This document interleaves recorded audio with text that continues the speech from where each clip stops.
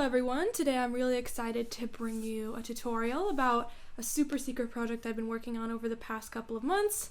I guess it's been about 6 months now. I haven't really made many videos because I've been very focused on working for an animation called Damien by Markiplier. My primary role was character artist, as you can see here.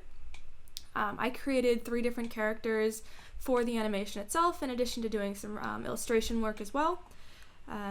So today I thought it'd be really interesting if I kind of walked you through how that animation came to be, how I made these characters. I kind of want to show you the very first steps to the end and how those images actually came to exist. Okay, so the first thing I want to show you, the very first thing I did is I took a base model and I modeled that in ZBrush. It looked kind of something like this. It was kind of just like a shape. I thought this would be a good place to start because a lot of the focus of the project was capturing likeness, specifically of Mark's likeness, because he wanted it to continue his previous series, Who Killed Markiplier. This is sort of what I ended up with. And then after that, I experimented with different ways to create its clothing. I actually created this garment here in Marvelous Designer. I was kind of playing around with different tools and different technologies at that time. This ended up being kind of overkill because the texture and the model and the painting actually is what kind of sold all those details in the end. But I wanted to show you kind of the trial and error I went through in the beginning, trying to get this character to look as good as possible. So once you've imported your high poly mesh into a Blender, it's time to retopologize it so it can be made animation ready, so we can UV unwrap it so that we can paint on it. What I would do is I would add the shrink wrap modifier to a plane. And what that does is it essentially sticks that plane right onto your model. And using this method, it's really easy to kind of like almost trace over your model's head. So you create this like really low poly, almost exactly perfect version of the model underneath. And you combine this with like a mirror modifier. I want to make sure it's like in the middle. And it's not completely symmetrical, but it's close enough. And like using this method, I essentially retopologized the head. And if you keep going, you're left with something that looks kind of like this. Here is my base mesh. It's a little bit more high poly than I would use for, say, a game, because I wanted him to animate really smoothly. This is actually the final version of the body I ended up using. As you can see, it's pretty different than the Marvelous Designer jacket that I had sculpted. I'd made that initially because I wanted it to be like very realistic, and I realized that wasn't really useful for this project. So I ended up doing something really simple that would be clean to paint on, high poly enough that it would animate well, and from here, basically, he was ready to unwrap. So here is the basics of his UVs. I would just mark his seam, then I would select that area, and unwrap, so you can see over there. And I wanted to try and make this as clean and as efficient as I possibly could because I would be texture painting those details. So I guess that kind of leads into my next step. How did I create those textural details you see in those final models? So the most important part of this process was the texture painting and the hand painting that went into creating these characters. The main goal was to really assimilate them into a 2D space, make them look like they worked in an illustration because this animation was supposed to appear 2D. And the 3D characters were supposed to kind of blend into that. So the hand painting was really vital here. And so the way I decided to do that was to do something called texture projection in Blender, which essentially just means that you are pressing an image onto a model and then painting on top of that. So using the concept art from our concept artist, Ashley, I will post a link to her portfolio in the description. She's really awesome. You can see that his shapes match the concept art really closely. And my job was to basically make him look like this concept art. So I figured the best way to do that was texture projection, and I'm going to show you exactly how I did that. So the first thing that I would do is that I would load that image in. So I split them up beforehand. And this is the front of the model. So what I'm basically doing is I'm going to be pressing this image onto this model here. So the way that you would do that is you would go into texture paint mode. And right now there's nothing on this model. This is the UV map with a black texture underneath and nothing else. The way I would do it, and this is just like a really brief intro to this, I can post a tutorial on someone who does this better than me, who can explain it better. But basically I would just create a separate UV map that kind of was a placeholder, in which I would take that image I loaded right here. I would project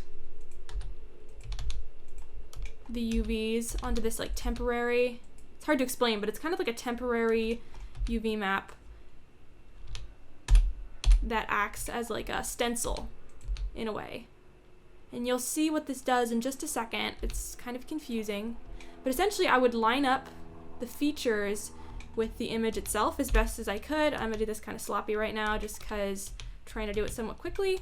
But essentially when I had something like this, I would go back to the original UV map, I'd go back into texture painting mode, and I would use something called the clone brush. But essentially I'll select the image I want to clone from, front full. I'm going to select the UV map I made for that specific placeholder there. I want to go into slots to make sure that I have the UV map selected because this is what I'm going to be painting onto. And then watch, it's going to kind of magically appear. Once I have something kind of like that, and I feel like, oh, I'm satisfied with that, the next step would be taking basically just like a normal brush like this. I'm using an add-on called Bee Painter for my brush.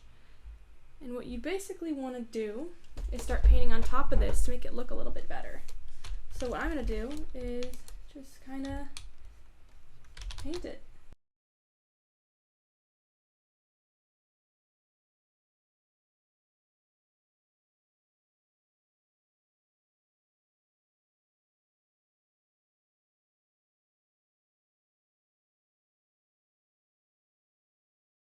I worked a lot as an illustrator before I did 3D modeling, and I still do, and I feel like that really contributes here, because it's not necessarily easy to do texture painting. It may look kind of easy, but I'm thinking a lot about what I know from illustration over the years, like where to put shadows, where I would paint in sort of form, like under this eye, like that eyelid's not really there, so I'm kind of painting that form in, like where I should add more shadows, that kind of thing.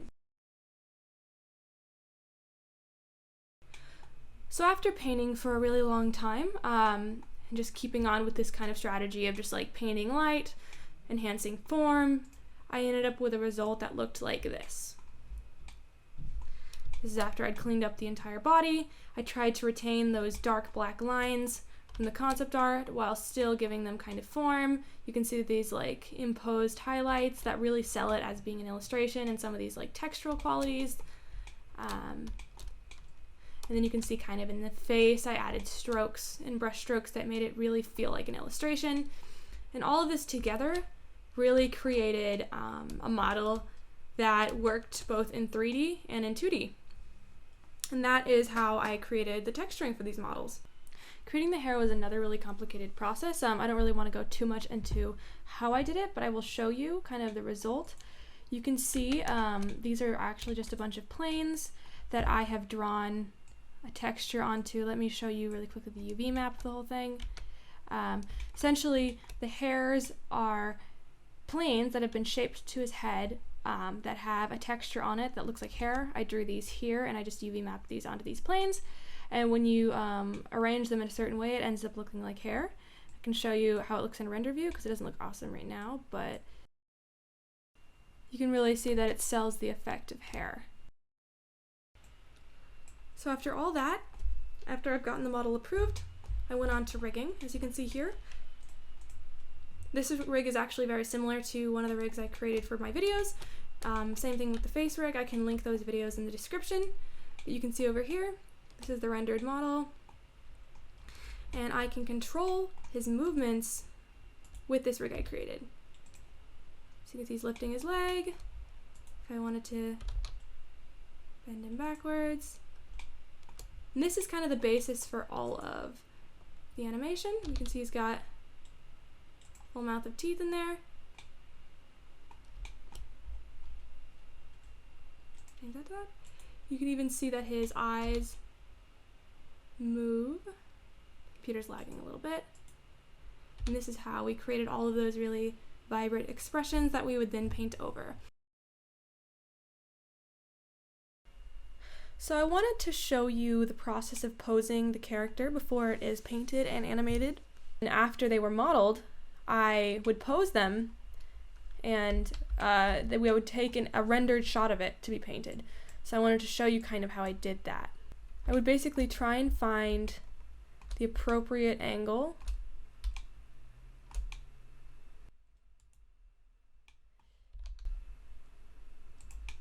After I have positioned them in the camera and set the dimensions of the render to be the appropriate side, here I wanted it to be a square frame render because the final image would be based on that. Let me also show you the storyboard I was working from.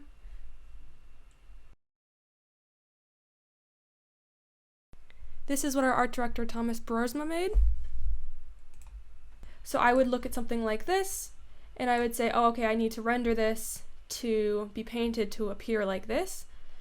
So I would go back and try and arrange the windows so that I could see both at once and kind of copy the storyboard.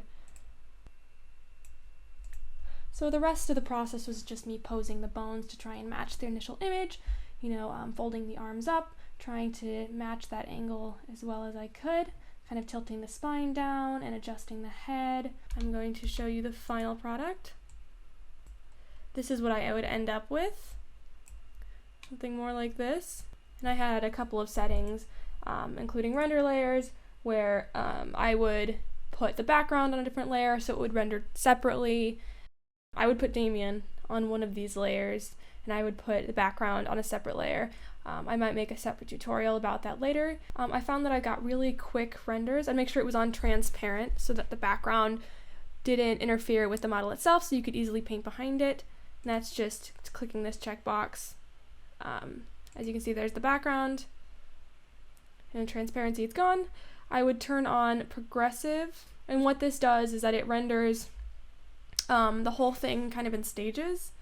I'd make sure that these values were relatively low. They didn't need to be very high considering they were going to be painted over, and the final render wasn't integral to the quality as much. So from here I would render this. And as you can see, it kind of renders the whole thing and then increases the quality of it. I'm going to let this render so you can kind of see the process of the render itself and how I save it and get it into Photoshop ultimately.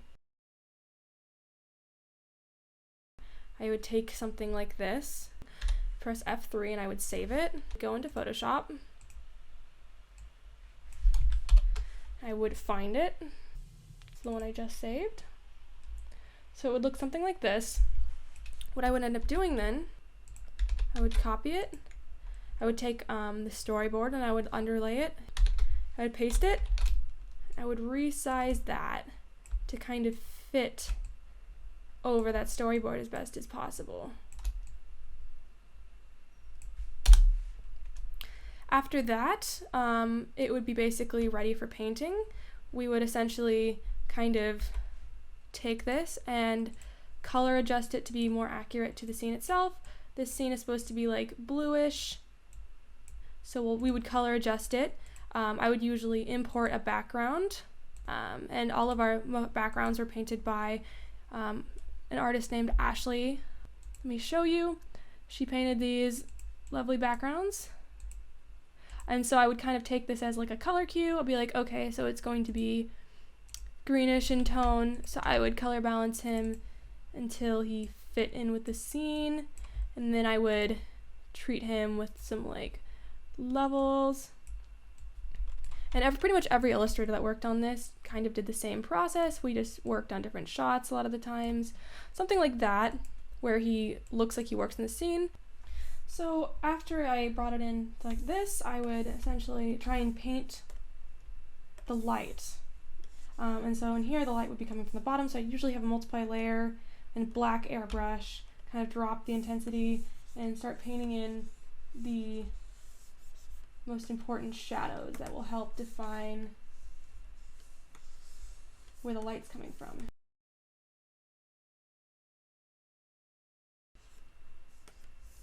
And after that, I would just do my best to try and establish a sense of light using different layers.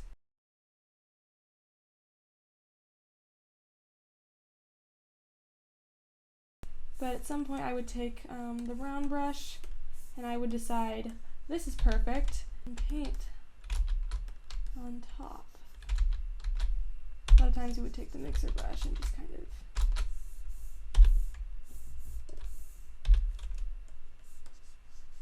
blend some of these.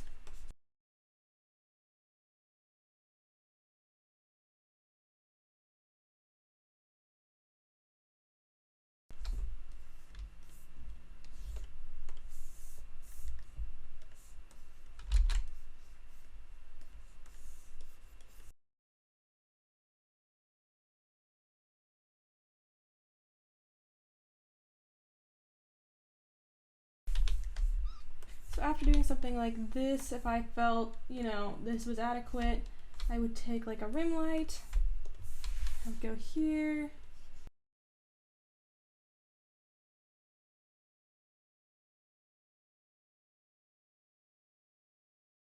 and something like that. And then at the end of all of this painting, I would have added like a shadow, and I would end up with a result that looks something like this. And this is the shot that was used in the animation. I would actually separate the light so that it could be animated in After Effects, so that it could flicker. Everything was sort of separated from each other for that reason. The hair maybe sways, and then we finally have the breath that is animated coming out of his mouth. If you're interested more in the After Effects side of this and kind of how that worked, my fiance Ian Melinn was one of the main animators on this project, and he made a really cool tutorial kind of breaking that process down. If that interests you at all, you should go check that out. I'll post a link in the description.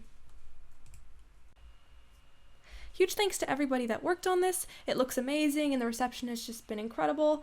Thank you all for watching this, and I hope it was helpful, and I'll see you next time.